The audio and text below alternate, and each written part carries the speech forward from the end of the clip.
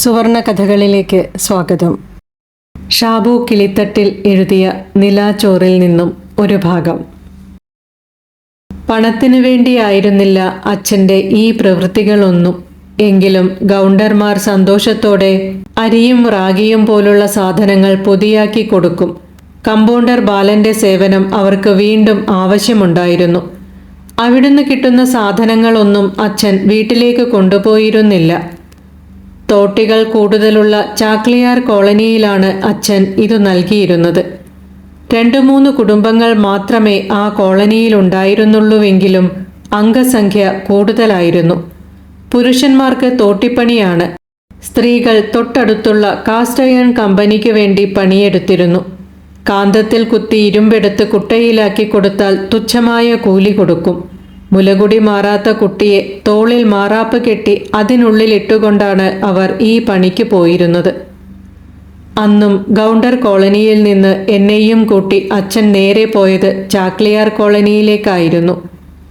ഞങ്ങൾ അവിടേക്ക് കയറിയപ്പോൾ തന്നെ കാക്കക്കൂട്ടം ഇളകിയതുപോലെ കുറേ കുട്ടികൾ ഓടി വന്നു. ഒന്നിൻ്റെയും ദേഹത്ത് തുണിയില്ല. മൂക്കളെ ഒലിപ്പിച്ചും ദേഹമാകെ മണ്ണും പൊടിയും പിടിച്ചും കുറേ കുട്ടികൾ ഓടി ഞങ്ങളുടെ ചുറ്റും കൂടി. അതിലൊരെണ്ണത്തിനെ അച്ഛൻ തോളിലെടുത്തു. മറ്റു കുട്ടികൾ കലപില കൂട്ടി ചിരിച്ചു.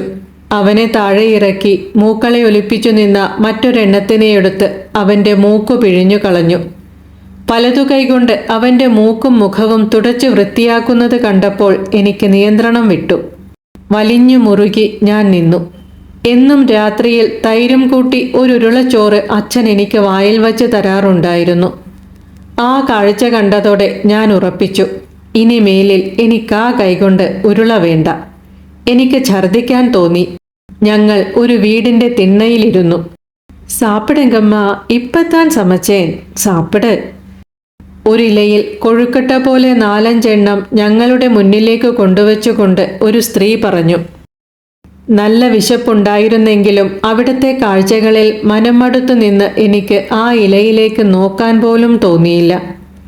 ആ സ്ത്രീയുടെ വൃത്തിയില്ലാത്ത വേഷവും അവിടുത്തെ അന്തരീക്ഷവും എന്നിൽ അറപ്പുളവാക്കി. ഇലയിൽ നിന്ന് ഒരെണ്ണമെടുത്ത് അച്ഛൻ കഴിച്ചു. എൻ്റെ അസ്വസ്ഥമായ ഇരുപ്പിൽ നിന്ന് തന്നെ എൻ്റെ മാനസികാവസ്ഥ മനസ്സിലാക്കിയ അച്ഛൻ കഴിക്കാൻ ആവശ്യപ്പെട്ടില്ല. അച്ഛൻ അത് കഴിച്ചുകൊണ്ടിരിക്കുമ്പോൾ ഞാൻ അറപ്പോടെ നോക്കി. അതെൻ്റെ അച്ഛനല്ലെന്ന് തോന്നി. വ്രണം പൊട്ടി പഴുത്തൊലിക്കുന്ന ഏതോ വൃത്തികെട്ട ജന്തുവിനെ ഞാൻ കണ്ടു. പെട്ടെന്ന് പേടിയോടെ ഞാൻ മുഖം തിരിച്ചു. ഒരു നിമിഷം കണ്ണുകൾ അടച്ചു പിടിച്ചു. കണ്ണു തുറന്നു നോക്കിയപ്പോൾ അച്ഛൻ്റെ മടിയിലിരുന്ന് ഒരു കുറുമ്പൻ ആ പലഹാരം കടിച്ചു തിന്നാൻ വിഫല ശ്രമം നടത്തുന്നത് കണ്ടു. അവൻ്റെ ചേഷ്ടകൾ കണ്ടപ്പോൾ എനിക്ക് ചിരി വന്നു. എൻ്റെ ഉള്ളം തണുത്തു.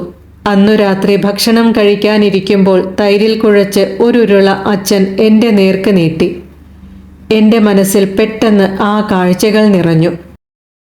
പഴുത്തൊലിക്കുന്ന വൃദ്ധയും മൂക്കളെ ഒലിപ്പിക്കുന്ന കുട്ടികളും. പക്ഷേ ആ കാഴ്ചകൾക്കും മീതെ അച്ഛൻ്റെ ഉരുള എൻ്റെ നേരെ നീണ്ടുവന്നു. ഞാൻ അറിയാതെ വാ തുറന്ന് ഉരുളയകത്താക്കി. അച്ഛൻ്റെ മുഖത്തുനിന്ന് കണ്ണെടുക്കാതെ ഞാൻ ആ ഉരുള കഴിച്ചു. അച്ഛൻ പുഞ്ചിരി തൂക്കിക്കൊണ്ട് ചോദിച്ചു, എന്താ ഉമ്മ? അച്ഛൻ്റെ കണ്ണുകളിൽ നോക്കിക്കൊണ്ട് ഞാൻ എൻ്റെ ഉള്ളിലുള്ള ആഗ്രഹം പറഞ്ഞു. അച്ഛാ, നാനും ഉങ്കള മാതിരി ഉയരമാകണം. എപ്പാ അത് മുടിയും? അച്ഛൻ്റെ കണ്ണുകൾ വിടർന്നു. കനിവോടെ എന്നെ നോക്കി. ഉയരമാകണമാ? അപ്പടിനാ നീ ഇത് മൊയിലിലെ സാപ്പിട്. അപ്പത്താൻ നീയും എന്നെ മാതിരി ഉയരമാ വര മുടിയും. അന്നു മുതൽ ഓരോ രാത്രിയിലും അച്ഛൻ തരുന്ന ഉരുളയും കഴിച്ചുകൊണ്ട് ഞാൻ ഓടും. അടുക്കളയുടെ ചായ്പിനോട് ചേർത്തു കെട്ടിവച്ചിരിക്കുന്ന കവുങ്ങിൻ തൂണിൻ്റെ അടുത്തേക്ക്. അതിലാണ് ഞാൻ എൻ്റെ പൊക്കം അടയാളപ്പെടുത്തിയിരുന്നത്. അതിൽ ചേർന്നു നിന്ന് ഞാൻ വീണ്ടും വീണ്ടും നോക്കി, എനിക്ക് പൊക്കം വച്ചോ എന്ന്. വീണ്ടും കാണാം പ്രതീക്ഷയോടെ. നന്ദി.